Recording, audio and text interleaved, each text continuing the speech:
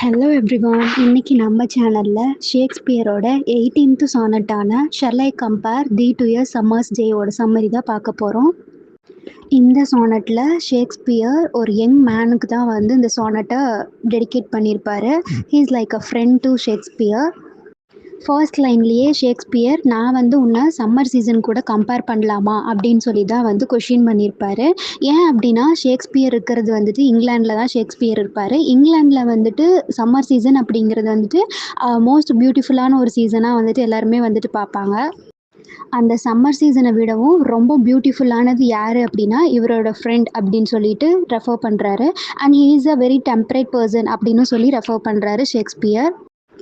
மே மந்தில் rough விண்ட்ஸ்னால flower puts எல்லாமே வந்து டேமேஜ் ஆகும். அண்ட் சம்மர் சீசனும் வந்து ரொம்ப ஷார்ட்டஸ்டான ஒரு சீசன் தான்.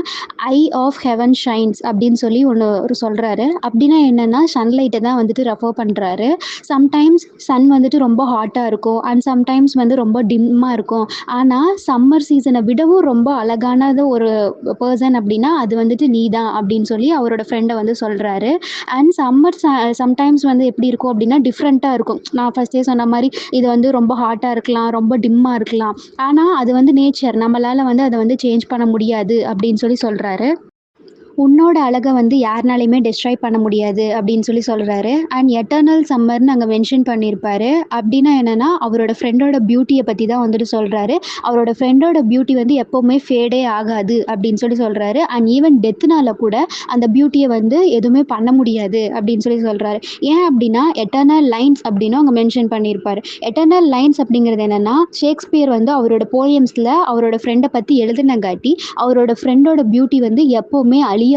அந்த போயம் படிக்கிறதுனால அவரோட பியூட்டியை வந்து எப்போவுமே பீப்புள் வந்து ரிமெம்பர் பண்ணிக்குவாங்க அப்படின்னு சொல்லி சொல்கிறாங்க. அவரோட பியூட்டி எப்போ வரைக்கும் அழியாது அப்படின்னா ஹியூமன்ஸ் வந்து இந்த உலகத்தில் வாழ்கிற வரைக்கும், லிவ் அண்ட் ப்ரீத் பண்ணுற வரைக்கும் என்ன ஆகாது அப்படின்னா இந்த பியூட்டி வந்து அழியவே அழியாது அப்படின்னு சொல்லி சொல்கிறாங்க. And you will be remembered அப்படின்னு சொல்லி இந்த சானட்டை எண்ட் பண்ணுறாரு. இந்த வீடியோ உங்களுக்கு பிடிச்சிருந்ததுன்னா லைக் பண்ணுங்கள், ஷேர் பண்ணுங்கள் அண்ட் மறக்காமல் சப்ஸ்கிரைப் பண்ணிடுங்க. தேங்க்யூ.